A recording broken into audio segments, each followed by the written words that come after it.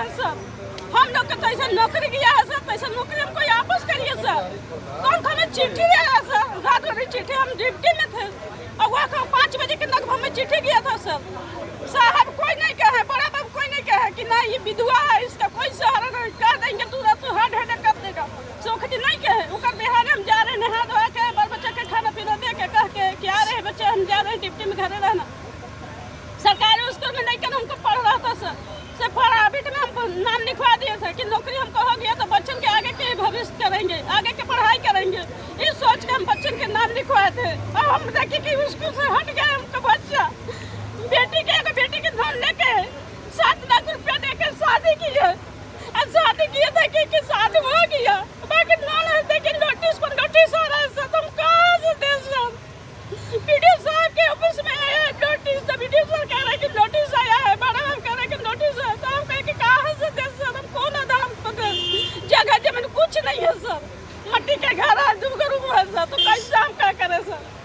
अब वो जो रूम है मट्टी के, तो वो बैंक और यान के काश कुछ तारा बंद करके चल जाएंगे तो कहाँ हम लोग रहेंगे? 5 भाई बेटी सब, एक बेटी के कर दिए, 3 बेटी है, हम कहाँ रहेंगे? कौन जगह पर रहेंगे सर? कोई हमको सहारा नहीं है, हमको ये जान हमको दे देंगे सर, डीसी ऑफिस में दे देंगे। का कर्तव्य था जो आज भूखमरी के कगार पर है, जिनका बच्चा है भूख से बिलख रहा है, जिनकी बिटिया है शादी सेट हुआ और शादी कट जा रहा है, क्या ये परिवार का कसूर है कि माननीय उपायुक्त महोदय का कसूर है? हम लोग कुछ तुच्छ कर्मचारी थे, हम लोग के ऊपर क्यों इतना न्याय हो रहा है? मैं सरकार से मांग करना चाहूँगी, अगर अन्याय भी हुआ तो सरकार को तुरंत संज्ञान में लेकर के रिव्यू पिटीशन फाइल करना चाहिए था, लेकिन सरकार मौत का तांडव देखने के लिए बैठी हुई है। सरकार कहती है कि बेटी बचाओ बेटी पढ़ाओ, ये पूरा बेटी का घर जल रहा है, सब आत्मदाह के नौबत पर पहुँच गए हैं बेटी बहू लोग। क्या सरकार संज्ञान ले रही है हम लोग के लिए? क्या सरकार मौत का तांडव देखना चाहती है हमारे घर में?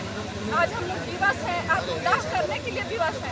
आज किसके कारण आत्मदाह करने के लिए दिवस है? आज सरकार के कारण आत्मदाह करने के लिए दिवस है, क्योंकि सरकार हमारा कोई भी संज्ञान नहीं ले रही है। उनका 3 महीना से फरवरी में हम लोग ड्यूटी करके 2 मार्च से निकले हैं, हम लोग को बर्खास्त कर दिया गया है। आज तक हम लोग को सरकार पूछ भी नहीं रही है कि आप लोग का घर कैसा चल रहा है, परिवार कैसे है, बाल बच्चे कैसे हैं।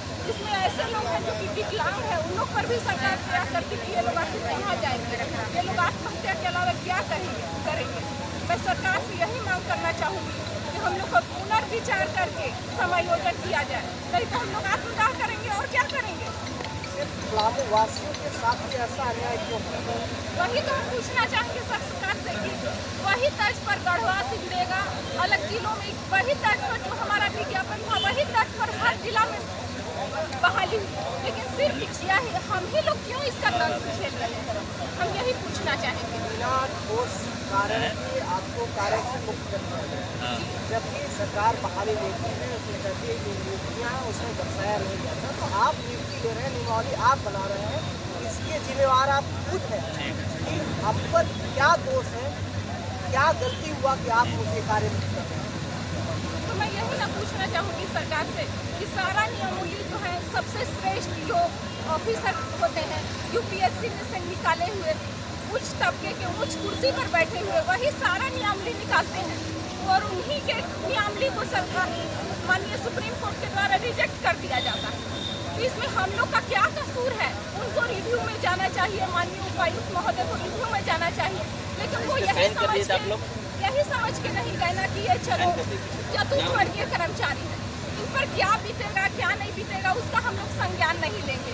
जाने तो उनका घर उजड़ गया, लेकिन हम यही कहना चाहेंगे कि आज हमारा घर उजड़ा है, आज ऊपर वाला है, आज हम लोगों का बाल बच्चे कलप रहे हैं, कभी न कभी ऊपर वाले की लाठी पड़ेगी, तो आपको भी इसका सजा भुगतना पड़ेगा। 251 लोगों का घर अभी बर्बाद हो गया है, इसका है तो लगेगा, सरकार पर भी लगेगा और जो उनके प्रशासनिक पदाधिकारी अधिकारी हैं उन पर भी लगेगा। नियमावली बनाना उनका काम है और उनकी खामियाजा की वजह से आप सड़कों पर आ गए हैं। हम लोग पूरा उनके नियमावली के चलते हम लोग सभी लोग सड़कों पर आ गए हैं। और